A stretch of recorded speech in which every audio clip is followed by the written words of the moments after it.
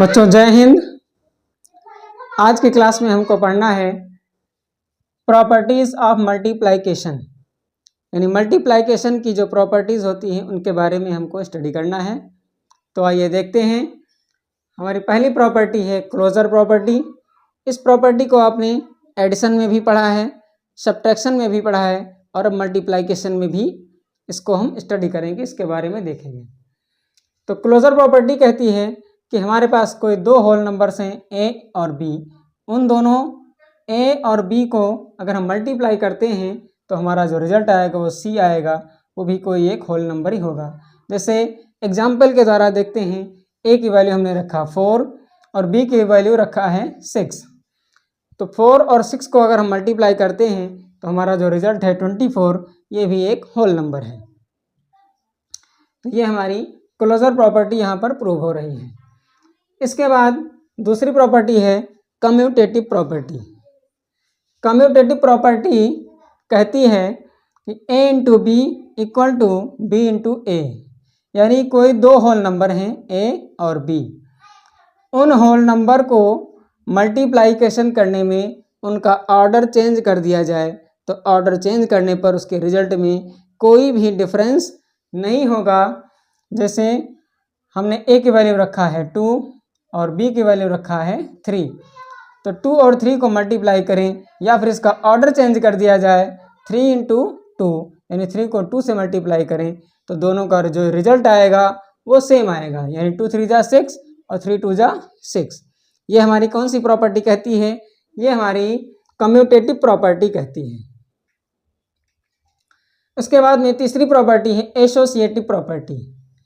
Associative property हमें बताती है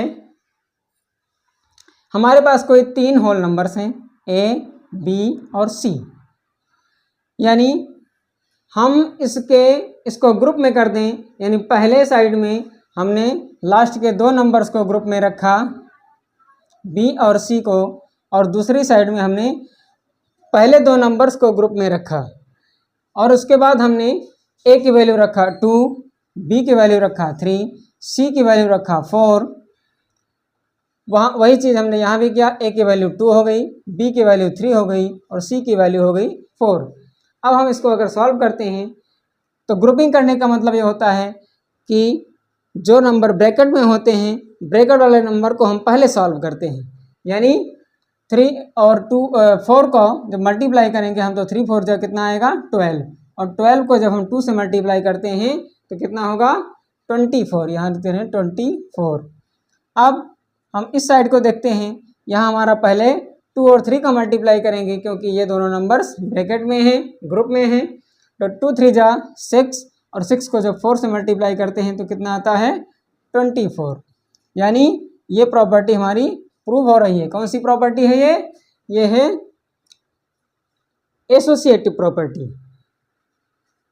इसके बाद में हमारा अगली प्रॉपर्टी जो है मल्टीप्लाइकेटिव प्रॉपर्टी ऑफ 1, यानी कोई हमारे पास एक होल नंबर है और उस होल नंबर को अगर हम 1 से मल्टीप्लाई करें, किसी होल नंबर को अगर हम 1 से मल्टीप्लाई करें तो हमारा रिजल्ट जो आएगा, या हम 1 को किसी उस होल नंबर से मल्टीप्लाई करें तो रिजल्ट हमारा क्या आएगा, वही होल नंबर आएगा। मान लिया हमने ए की वैल्यू रखा 5, तो 5 को 1 से मल्टीप्लाई करें या 1 को 5 से मल्टीप्लाई करें, हमारा रिजल्ट 5 ही आएगा। ये कौन सी प्रॉपर्टी कहती है?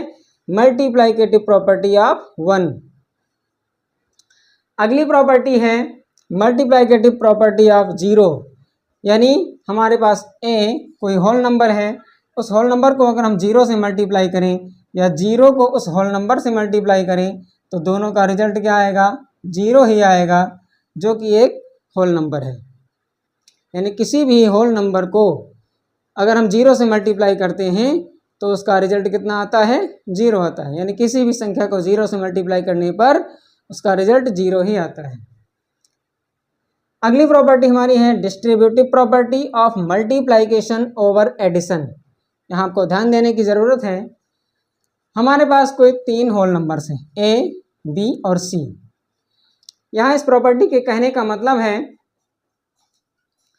कि हम बी और सी को पहले ऐड करते हैं और ऐड करने के बाद ए से उसको मल्टीप्लाई करते हैं, या हम दूसरे साइड में हम ए को पहले बी से मल्टीप्लाई कर देते हैं और उसमें ए को सी से मल्टीप्लाई करके दोनों को अगर ऐड करेंगे यानी ए इंटू बी और ए इंटू सी को मल्टीप्लाई करने के बाद में अगर ऐड करें तो इस साइड वाले रिजल्ट के बराबर ही होगा। जैसे इधर हम अगर देखते हैं तो ए की वैल्यू हमने रखा है 4, बी की वैल्यू रखा है 3, सी की वैल्यू रखा है 5। यहाँ पर क्या करेंगे, पहले हम बी और सी को ऐड करते हैं, तो बी और सी को ऐड करने पर कितना आएगा 5 + 3 = 8। अब ये 8 आ रहा है, 8 को हम 4 से मल्टीप्लाई करेंगे तो कितना आएगा 32। ध्यान रखिएगा।